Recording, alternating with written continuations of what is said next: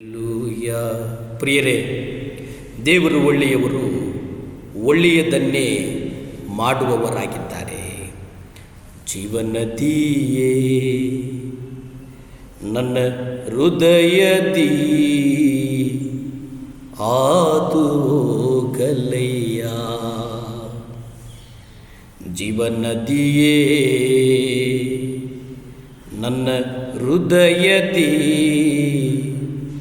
ಹಾದು ಹೋಗಲಯ್ಯ. ಬಲಹೀನ ಸಮಯದಲ್ಲಿ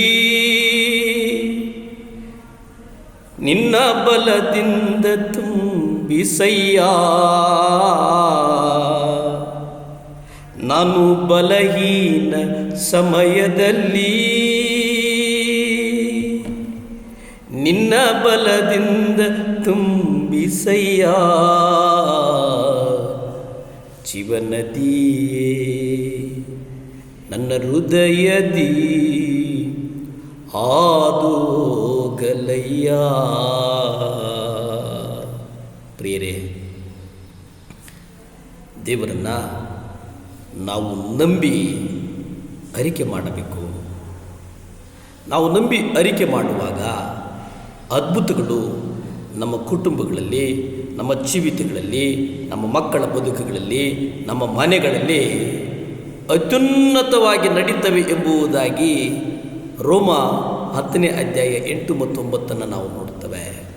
ದೇವರು ಅಬ್ರಹಾಮನಿಗೆ ಒಂದು ವಾಗ್ದಾನವನ್ನು ನೀಡಿದಾಗ ಅದು ನೆರವೇರಿಸುವುದು ಅಸಾಧ್ಯ. ಅದು ಯಾರ ದೃಷ್ಟಿಯಲ್ಲಿ ಅಂತಂದರೆ, ಮನುಷ್ಯನ ದೃಷ್ಟಿಯಲ್ಲಿ ಅದು ನೆರವೇರುವುದಕ್ಕೆ ಅಸಾಧ್ಯವಾಗಿತ್ತು. ಆದರೆ ಕರ್ತನ ದೃಷ್ಟಿಯಲ್ಲಿ ಎಲ್ಲವೂ ಸಾಧ್ಯ. ಆಮೆನ್. ಆತನು ಸಮಸ್ತವನ್ನು ಮಾಡುವವನಾಗಿದ್ದಾನೆ, ಸಮಸ್ತವನ್ನು ಮಾಡುವವನಾಗಿದ್ದಾನೆ.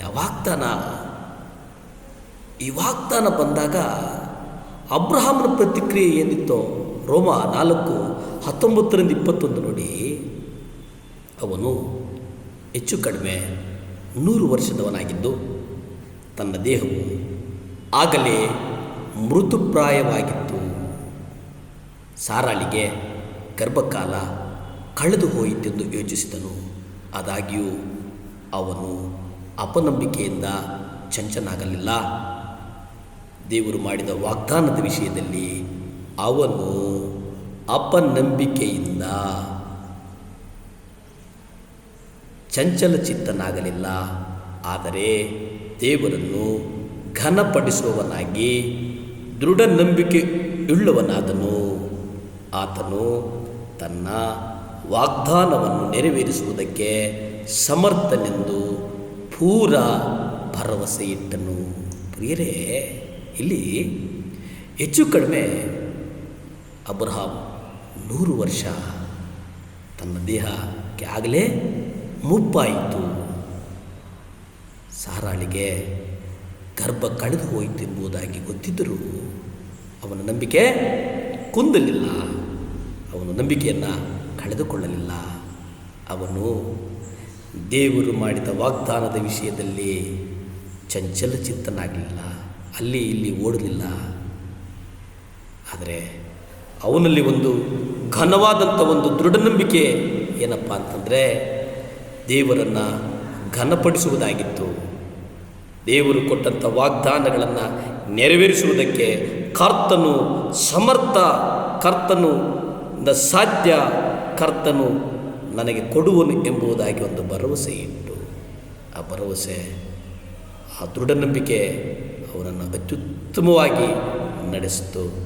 ಸಂತತಿಯಿಂದ ಸಂತತಿಗೆ ಆತ ಆಶೀರ್ವಾದವನ್ನು ಹೊಂದಿಕೊಂಡ ಅನ್ನುವಂಥದ್ದನ್ನು ನಾವು ನೋಡ್ತೇವೆ.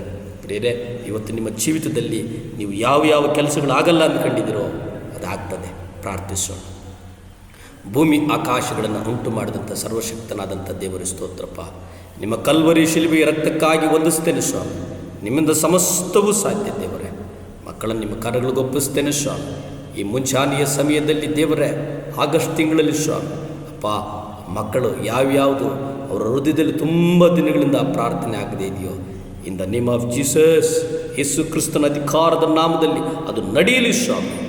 ಮಕ್ಕಳು ಸಾಕ್ಷಿಗಳನ್ನು ಹೇಳಿ ಯೇಸುವಿನ ನಾಮದಲ್ಲಿ ಬೇಡಿ ಬಂದು ಆಶೀರ್ವಾದಗಳನ್ನು ಹೊಂದಿಕೊಳ್ತಾ ಇದ್ದೀವಿ ಪರಮ ತಂದೆಯೇ. Amen, amen, hallelujah.